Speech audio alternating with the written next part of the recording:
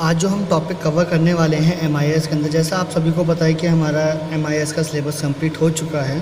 ठीक है, तो अब मैं इसमें से कुछ इम्पोर्टेंट टॉपिक्स या फिर कोई ऐसा टॉपिक जो हमारा छूट गया है या हमने कवर नहीं किया था उस टाइम पर, तो वो हम कवर करेंगे। ठीक है, तो इसमें हो सकता है कि अगर हम कोई भी टॉपिक रिपीट कर रहे हैं तो वो मे बी हमारा कुछ एक्सपेंड हो सकता है। ठीक है, क्योंकि अब हम जो है उसको फुल डिटेल में, कुछ चीज़ें ऐसी होती हैं जब हमने सिलेबस कंप्लीट किया था तो उस टाइम पे हमने डिटेल में नहीं पढ़ी थी। ठीक है, केवल उनके पॉइंटर्स के दौर पर हमने उनको पढ़ लिया था, पर अब ऐसा नहीं करेंगे। हम अभी आज से ही हम पूरा डिटेल में स्टडी करना शुरू करेंगे। तो ठीक है, तो आज मैं केवल आपको पॉइंटर्स के थ्रू आपको बताऊँगा, पॉइंटर्स मैं आपको बताऊँगा और एक्सप्लेन करता चलूँगा साथ के साथ ही। ठीक है, इससे क्या होगा कि हमारा जो टॉपिक पहले छूट चुका है आपको एक बार अंडरस्टैंडिंग हो जाएगी इस टॉपिक की, और फिर आप नोट्स इस वीडियो की हेल्प से बना सकते हैं अपने। ठीक है, तो ये हमारा आज का जो टॉपिक है वो है टूल्स ऑफ प्लानिंग।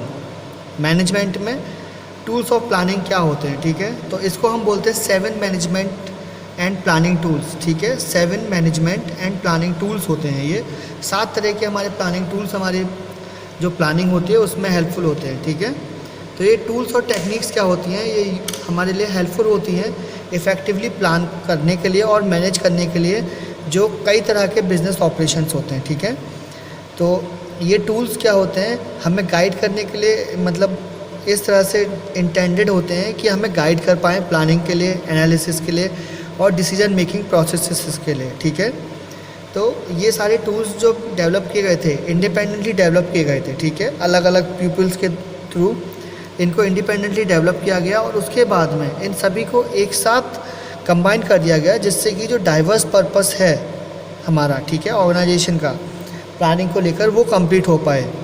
तो ये सब असेंबल किए गए एक साथ में, जिससे हमारी जो प्लानिंग है वो एफिशिएंसीज़ के साथ में कंप्लीट हो पाए और मैनेजमेंट जो है, जो ऑपरेशन है मैनेजमेंट का, वो कंप्लीट हो जाए। ओके,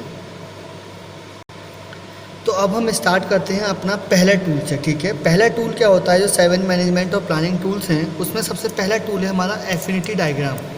तो ये एफिनिटी डायग्राम क्या करता है? ठीक है, तो जो 7 हमारे प्लानिंग टूल्स हैं उसमें एफिनिटी डायग्राम सबसे पहले नंबर पे आता है। और एफिनिटी डायग्राम एक टूल है जो यूज़ होता है ऑर्गेनाइज करने के लिए एक लार्ज अमाउंट ऑफ डेटा को, जो डिसऑर्गेनाइज होता है इन्फॉर्मेशन। ठीक है, लाइक हमारे पास कई जगह पर स्कैटर्ड इन्फॉर्मेशन है, कई अलग अलग जगह पर हमारी इन्फॉर्मेशन फैली हुई है, तो अब हमें उसको कैसे एक जगह पे ऑर्गेनाइज करना है। ठीक है, तो ऑर्गेनाइज करना है एक बड़े अमाउंट ऑफ डेटा को जो कि डिसऑर्गेनाइज फॉर्म में है। ठीक है, ये कह सकते हैं ग्रुप्स बने हुए हैं based on their natural relationships. ठीक है, रिलेशनशिप पे ग्रुप्स बने हुए हैं उनके एफिनिटी पे। लाइक एफिनिटी का मतलब होता है सिमिलरिटी ऑफ कैरेक्टरिस्टिक्स। ठीक है, इसको मैं यहाँ पे लिख देता हूँ। एफिनिटी का मतलब होता है सिमिलरिटी ऑफ कैरेक्टरिस्टिक्स। ठीक है, इससे आपको कभी कंफ्यूजन नहीं होगा और आप समझ जाएंगे। ओके, तो ये हमारे कैरेक्टरिस्टिक्स के साथ पे होते हैं।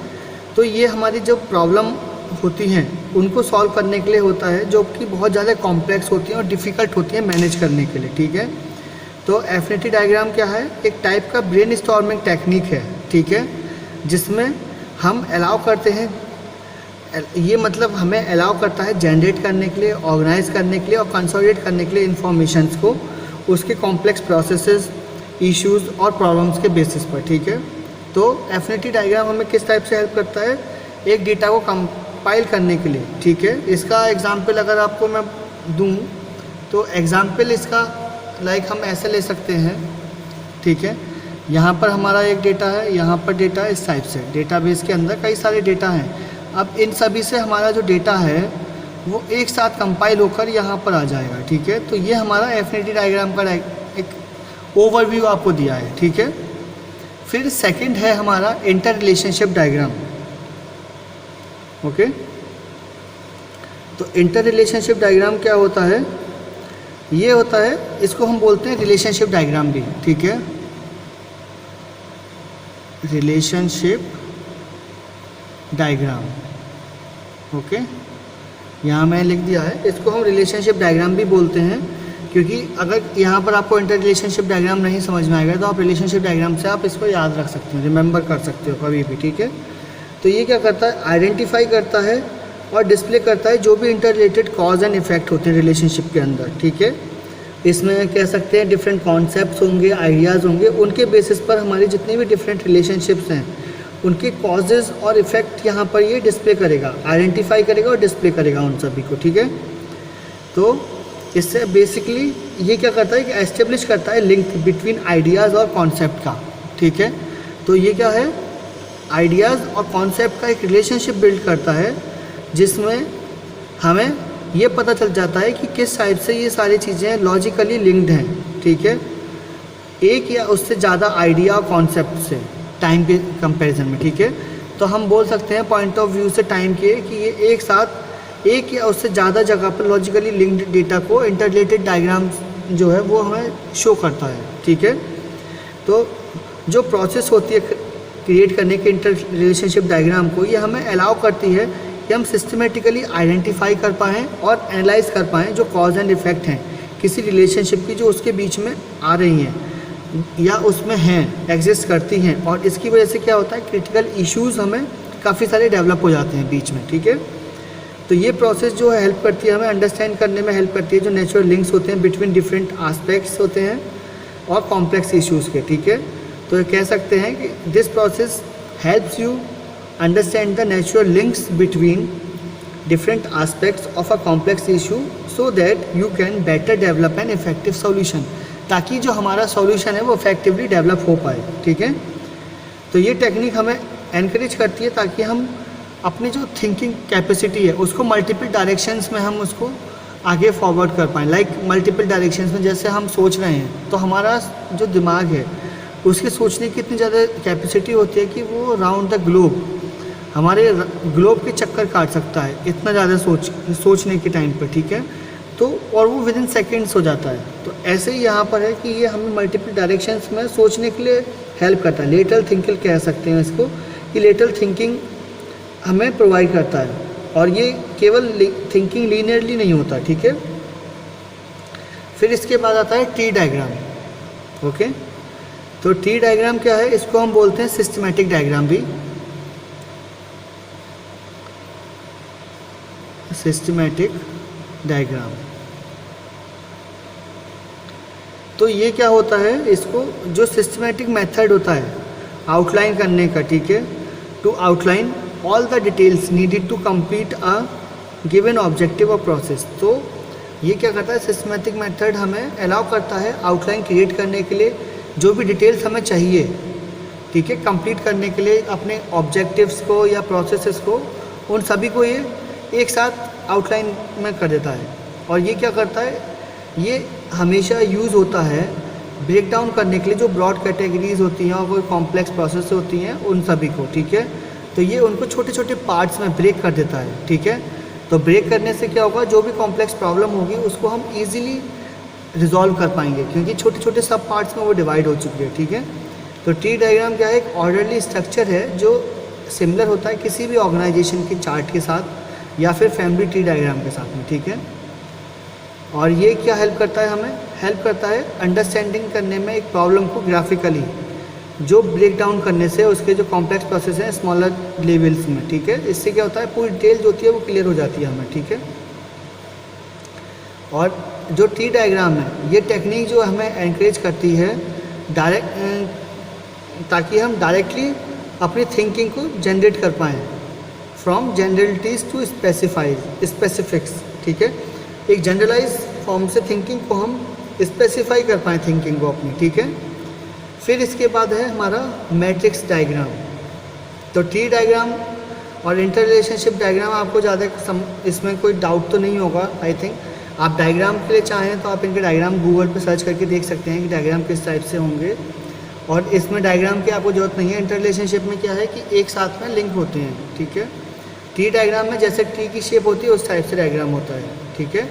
अब हमारे पास है मैट्रिक्स डायग्राम। मैट्रिक्स डायग्राम क्या होता है, ठीक है। तो मैट्रिक्स डायग्राम क्या है, एक टूल है जो शो करता है कनेक्शन और कोरिलेशन को, ठीक है, बिटवीन जो आइडियाज़ हैं और वेरिएबल्स हैं एक टेबल फॉर्मेट में उसमें से, ठीक है। तो मैट्रिक्स डायग्राम हम इसको लिखेंगे कैसे, तो लिखेंगे a matrix diagram is a tool that specifies the connection और कोरिलेशन बिटवीन आइडियाज़ और variables in a table format, ठीक है। हम इस तरह से इसको लिख सकते हैं। तो ये क्या करता है, हमें अनेबल कर देता है, हमें हेल्प प्रोवाइड करता है ताकि हम एनालाइज कर पाएँ रिलेटिवली कॉम्प्लेक्स इश्यूज़ को। ठीक है, तो जो कॉम्प्लेक्स इश्यूज होते हैं उनको रिलेटिवली हम उनको एनालाइज कर पाएँ। ठीक है, by revealing interactions and dependencies between different elements और वेरिएबल्स। तो जो भी एलिमेंट्स के साथ में उसके रिलेशनशिप हैं, ठीक है, उसको हम एनालाइज करके उसको रिजॉल्व कर पाएँ। ठीक है, तो इसको हम बोल भी सकते हैं मैट्रिक्स जो डायग्राम है वो ग्राफिकली एस्टेब्लिश होता है रिलेशनशिप के बिटवीन दो या उससे ज़्यादा सेट्स ऑफ आइटम्स। ठीक है, in such a way as to provide logical connecting points between each item. तो यहाँ पर क्या होगा कि जैसे जो मैट्रिक्स डायग्राम है ग्राफिकली एस्टेब्लिश करेगा रिलेशनशिप को बिटवीन दो या उससे ज़्यादा सेट्स के साथ में जो आइटम्स होंगे उनमें। ठीक है, ताकि ये लीगली हमें प्रोवाइड कर पाए कनेक्टिंग पॉइंट्स। कैसे कनेक्टिंग पॉइंट्स होंगे, जो हमारे हर एक आइटम के साथ होंगे, बीच में होंगे। ठीक है, the diagram displays the strength of relationship. तो जो डायग्राम है, मैट्रिक्स डायग्राम है, वो क्या करता है, डिस्प्ले करता है रिलेशनशिप की स्ट्रेंथ को। ठीक है, और कैसे, using grid of rose and columns. तो रोज और कॉलम्स के फॉर्म में ये रिलेशनशिप प्रेजेंट करता है। ठीक है, ये रिलेशनशिप इज इंडिकेटेड। तो रिलेशनशिप क्या है, इंडिकेट की जाती है एट ईच इंटरसेक्शन, हर एक जगह पर जहाँ भी हम एक जगह से दूसरी जगह आ रहे हैं, कह सकते हैं इंटरसेक्शन कर रहे हैं, तो वहाँ पर रिलेशनशिप हमारी शो होती है। ठीक है, और ये इंडिकेट हो जाती है ऑटोमेटिकली। तो कह सकते हैं कि ए relationship is indicated at each intersection of rose and columns. ठीक है, तो जो रिलेशनशिप है वो हर जगह पर इंडिकेटेड हो जाती है जो रोज और कॉलम्स हैं। ठीक है, इधर प्रेजेंट और एब्सेंट। तो यहाँ पर आइदर या तो रिलेशनशिप जो होगी वो प्रेजेंट होगी या फिर एब्सेंट होगी। ठीक है, और ये अलाउ करेगा आइडेंटिफाई कर प्रेजेंस है स्ट्रेंथ। ठीक है, रिलेशनशिप में और उससे दो या उससे ज़्यादा आइटम्स में। ठीक है, अब इसके बाद आता है प्रोसेस डिसीजन। ठीक है, तो ये वाले जो हमारे बच्चे हैं, 3 बची हुई हैं टूल्स हमारे, इनको हम कल करेंगे कवर 2 में। आज के वीडियो के लिए इतना ही। Thank you.